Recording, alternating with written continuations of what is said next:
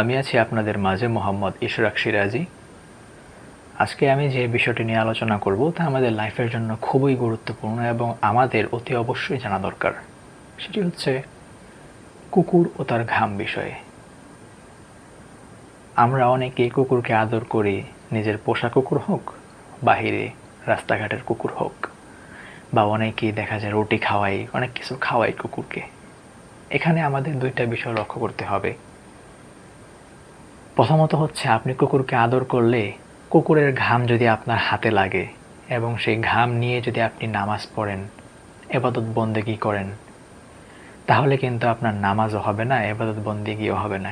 কারণ আপনার হাতটা নাপাক বলে গণ্য হবে, কেননা কুকুরের ঘাম নাপাক।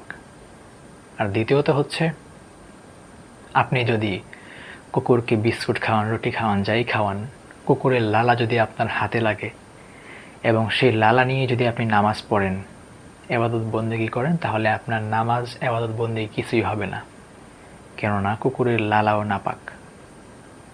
এখন অনেকেই বলে 7 বার ধুইতে হবে, 7 বার ধুইলে পাক হয়ে যাবে। আসলে এটা কোনো নিয়ম না। আপনার হাতে যদি লালা লাগে বা ঘাম লাগে, আপনি পবিত্র পানি দ্বারা আপনার হাতটাকে ততক্ষণ না পর্যন্ত ধুইবেন যতক্ষণ না পর্যন্ত আপনার প্রবল ধারণা হয় যে সেই ঘাম বা লালাটা এখান থেকে চলে গেছে।